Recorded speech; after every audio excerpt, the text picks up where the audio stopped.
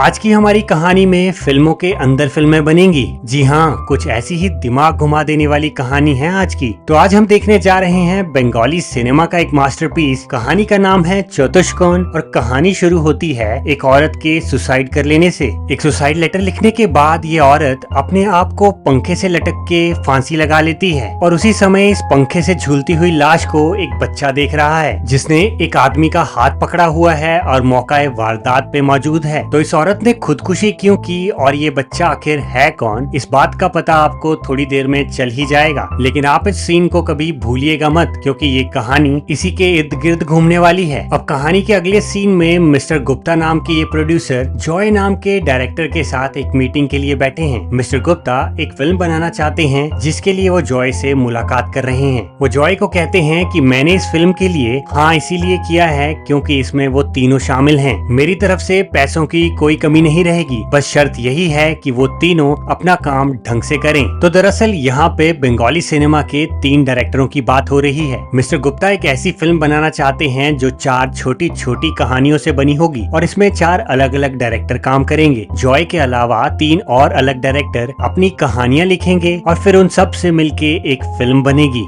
अब जॉय एक यंग और होनहार फिल्म मेकर है और मिस्टर गुप्ता जैसे इतने बड़े फिल्म प्रोड्यूसर के साथ काम करने का मौका वो नहीं छोड़ना चाहता और ये अब जॉय की जिम्मेदारी बन जाती है कि वो बाकी 3 डायरेक्टरों को इस फिल्म के लिए इकट्ठा करे। इसी कोशिश में सबसे पहले जॉय त्रिना के पास जाता है। वो त्रिना को बताता है कि कहानी 4 डायरेक्टरों से मिलकर बनेगी और हर एक डायरेक्टर अपनी कहानी खुद लिखेगा। त्रिना जब बाकी 2 डायरेक्टरों का नाम पूछती है तो जवाब में जॉय बोलता है कि आप उन लोगों को काफी अच्छी तरह जानती हैं, वो लोग आप ही के दोस्त हैं। एक तो हमारे शाक्या सर हो गए और दूसरे दीप्तो जी। लेकिन दीप्तो का नाम सुनते ही त्रिना चिढ़ के मना कर देती है। वो कहती है जिस फिल्म में दीप्तो होगा मैं उसमें काम बिल्कुल नहीं कर पाऊंगी। और दूसरी तरफ शाक्या जब दीप्तो को बताता है कि हमारे साथ त्रिना भी फिल्म बनाएगी तो दीप्तो का भी सेम रिएक्शन है। अब दीप्तो और त्रिना एक दूसरे के साथ फिल्म बनाना तो दूर की बात, एक दूसरे को देखना भी पसंद नहीं करते। लेकिन ऐसा क्या माजरा है कि ये दोनों एक दूसरे को इतना नापसंद करते हैं वो मैं आपको थोड़ी देर में बताऊंगा। लेकिन शाक्या जी दीप्तो को समझा बुझा के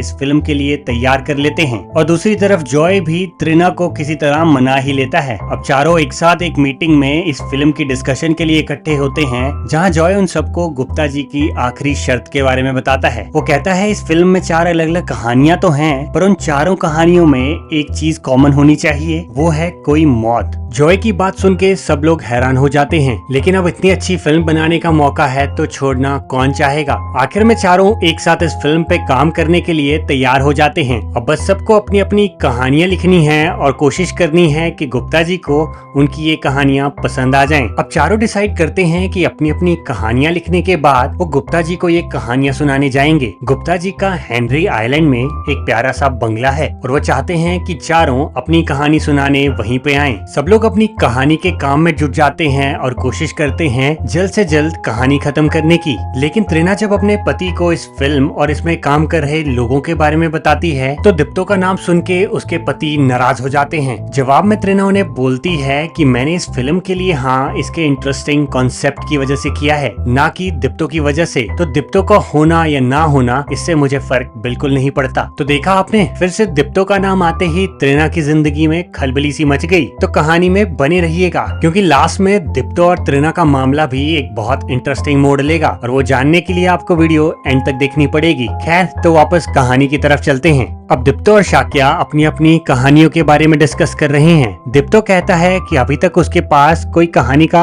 आइडिया नहीं आया, लेकिन शाक्या की कहानी रेडी हो चुकी है। अब दीप्तो ये कहानी सुनने के लिए बहुत उत्सुक है। वो शाक्या को कहता है कि अपनी कहानी जरा सुनाए। तो शाक्या की कहानी एक टीवी सीरियल राइटर के बारे में है। ये राइटर कई सारे टीवी सीरियल की कहानियां लिख चुका है और अपनी कहानियों में अपने कैरेक्टर्स को मारने के लिए ये आदमी काफी चर्चा में है। कहानी में अपने कैरेक्टर्स को इतनी बुरी और दर्दनाक मौत देता है कि एक बार के लिए तो दर्शक भी हैरान हो जाते हैं। अब शाक्या की कहानी में इस राइटर को एक रात कहानी लिखते लिखते उसी की कहानी के कुछ कैरेक्टरों का भूत दिखाई देता है। ये सारे कैरेक्टर्स वही हैं जिसे उसने अपनी कहानी में मार दिया था। अपनी कहानी के कैरेक्टर्स को इस तरह जिंदा देख के उस राइटर की सिट्टी बिट्टी गुल हो जाती है। वो उन्हें कहता है कि तुम तो मेरी कहानी के सिर्फ एक कैरेक्टर थे, तुम लोग जिंदा कैसे हो गए। लेकिन वो लोग वहाँ पे अपनी मौत का बदला लेने आए हैं। सीरियल की कहानी में ही सही, लेकिन उस राइटर ने उन्हें उस कहानी में बहुत बुरी बुरी तरह मारा है, जिनका बदला अब वो उस राइटर को एक दर्दनाक मौत दे के लेंगे। पूरी रात अपनी मौत की भीख मांगने के बाद उस राइटर की सुबह हो जाती है और सुबह सुबह उसकी पत्नी उसके लिए चाय लेके जैसे ही उस कमरे में आती है, वहाँ अपने पति की लाश देख के वो जोर से चिल्ला के भागती है। जी हाँ, उस राइटर की मौत रात को ही हो चुकी है और स्क्रीन पे ये जो राइटर आपको दिखाई दे रहा है, ये जिंदा नहीं बल्कि उसकी आत्मा है। शाक्या की ये कहानी दीप्तो को बहुत पसंद आई। दीप्तो उसकी बहुत तारीफ करता है और उसे कहता है कि तुम्हारी कहानी का कॉन्सेप्ट काफी अलग है और मुझे लगता है कि गुप्ता जी को ये कहानी बहुत पसंद आएगी। अगले दिन चारों का सफर हेनरी आइलैंड की तरफ शुरू हो जाता है। एक ही गाड़ी में बैठ के चारों अपनी अपनी कहानियों के साथ गुप्ता जी से मिलने निकल पड़े हैं। अब रास्ते में दीप्तो भी अपनी कहानी के साथ तैयार है और सब लोग रिक्वेस्ट करते हैं दीप्तो से कि वो अब अपनी कहानी सुनाए। अब दीप्तो अपनी कहानी शुरू करता है और उसकी कहानी है एक ऐसे शख्स के बारे में जो सिगरेट पीने की लत का बुरी तरह शिकार हो चुका है। उनके मेन कैरेक्टर का नाम है बेदुश्रुति और अपनी पत्नी की मौत के बाद बेदुश्रुति अकेला ही रहता है। अब अकेले रहने के बावजूद उसे कई सारी गंदी आदतें लग गई और उनमें से एक आदत है सिगरेट पीने की। और समय के साथ ये आदत इतनी बुरी हो चुकी है कि वो कई बार लोगों से सिगरेट के लिए लड़ते झगड़ते भी दिखाई देता है। अब यूं ही एक रात बेदुश्रुति को सिगरेट पीने की तलब उठती है और ये तलब इतनी भयंकर है कि उससे रुका नहीं जा रहा।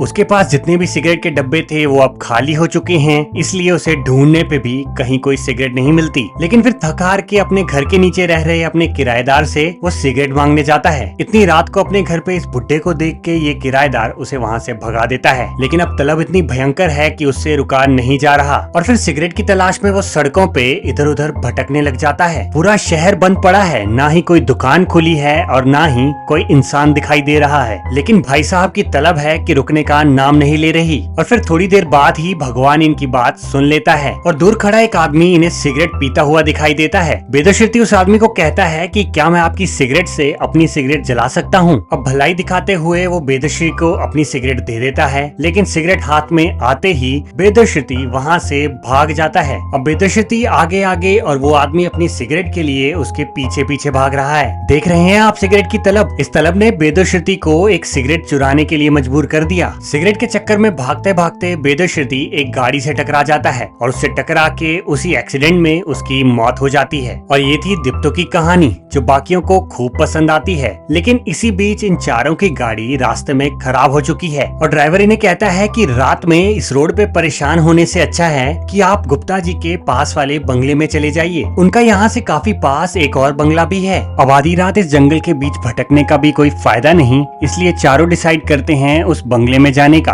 बंगले में पहुंच के अब त्रिना की बारी आ जाती है अपनी कहानी सुनाने की और उसकी कहानी कुछ भूतों वाली है। कहानी एक ऐसी औरत की है जो आत्माओं से बात कर सकती है। इस औरत के पास हर रोज कई लोग आते हैं अपने परिवार और दोस्तों की आत्माओं से बात करने के लिए। आज इस औरत के पास कॉलेज के 4 दोस्त आए हैं और ये चारों अपनी टीचर से बात करना चाहते हैं। औरत उनकी मदद से टीचर की आत्मा अपने अंदर ले आती है और ये चारों उनसे बात करते हैं। एक लड़की टीचर को बताती है कि आपने हमें इतना प्यार किया और बदले में हमेशा हमने आपसे बुरे तरीके से बात की और इस बात का एहसास हमें आपसे इतना दूर होके हुआ है। लेकिन जैसे ही इन बच्चों की बात अपने टीचर से खत्म होती है, अगले सीन में हमें उन चारों बच्चों की फोटो पे एक फूल वाली माला दिखाई देती है और उनके सामने उनकी वो टीचर खड़ी है। तो कहानी का ट्विस्ट आपको समझ में आया? दरअसल वो औरत मरे हुए लोगों की आत्मा से नहीं बल्कि जिंदा आत्माओं से मरे हुए आत्माओं की बात करवाती थी और यहाँ पे कहानी में इन 4 बच्चों की मौत हो चुकी है और इनकी टीचर जिंदा है। और ये कहानी का ट्विस्ट दीप्तो और जॉय को बहुत पसंद आता है। दोनों त्रिना की तारीफों के पुल बांध देते हैं। अब सारे रिक्वेस्ट कर रहे हैं जॉय से कि वो अपनी कहानी भी सुनाए। शाक्या कहता है कि हम सबने तो अपनी कहानी सुना दी, अब बारी तुम्हारी है जॉय, तुम भी अपनी कहानी हमारे सबके सामने रखो। लेकिन जॉय उनको अभी अपनी ये कहानी नहीं सुनाना चाहता। वो उनको कहता है नहीं, अभी मैं थक गया हूँ, आज रात हम सो जाते हैं और कल सुबह मैं आप सबको अपनी कहानी सुनाऊंगा। सुबह होती है और सब बेसब्री से इंतजार कर रहे हैं जॉय की कहानी का। जॉय उन सबको कहता है कि कहानी के बीच में कोई रुकावट नहीं आनी चाहिए, इसलिए सब अपना फोन स्विच ऑफ कर दो। और सब चुपचाप जॉय की बात मान के अपने फोन स्विच ऑफ कर देते हैं। जॉय कहता है कि मेरी कहानी का नाम है बदला और ये कहानी 3 कैरेक्टर्स के इर्द गिर्द घूमती है। तो कहानी के मेन किरदार हैं निलंजना और ऋत्विक, जो कि एक मशहूर हीरो हीरोइन हैं और फिल्म जगत में एक के बाद एक हिट देने के बाद चारों तरफ उनकी जोड़ी के ही चर्चे हैं। अब इनकी जिंदगी में एक अमिताभ नाम का फिल्म डायरेक्टर भी है, जो इन दोनों का काफी करीबी दोस्त है। एक साथ काफी समय काम करने की वजह से निलंजना और ऋत्विक एक दूसरे के काफी करीब आ चुके हैं और उनके प्यार की चर्चे पूरी इंडस्ट्री में होती हैं। इसी बीच एक डायरेक्टर प्रोड्यूसर उन दोनों के साथ फिल्म बनाने की इच्छा जताता है। दोनों फिल्म के लिए हाँ तो कर देते हैं, लेकिन प्रोड्यूसर के सामने एक शर्त रखते हैं कि इस फिल्म को डायरेक्ट आप नहीं बल्कि हमारा दोस्त अमिताभ करेगा। अब प्रोड्यूसर को डर है कि अगर मैंने मना कर दिया तो शायद ये मेरी फिल्म में एक्टिंग करने से भी मना कर दें, इसलिए वो उस डायरेक्टर के लिए हामी भर देता है। जॉय की कहानी अभी पूरी भी नहीं हुई थी कि त्रिना उसे बीच में ही रोक देती है। वो उसे कहती है कि ये क्या वाहियात मजाक चल रहा है, तुम हमारे साथ कोई खेल खेल रहे हो क्या? हमारी ही कहानी हमें ही सुना के इसे एक फिल्म का रूप दे रहे हो। तो दरअसल जिस प्रेमी जोड़े की बात जॉय अपनी कहानी में कर रहा है वो कोई और नहीं बल्कि त्रिना और दीप्तो ही हैं। जवानी के दिनों में ये काफी अच्छे एक्टर थे और इनका अफेयर चल रहा था, लेकिन फिर किसी वजह से रिश्ते खराब हो गए और अब दोनों अपने अपने रास्ते हैं। और जिस डायरेक्टर की बात हो रही है वो अमिताभ और कोई नहीं बल्कि शाक्या है।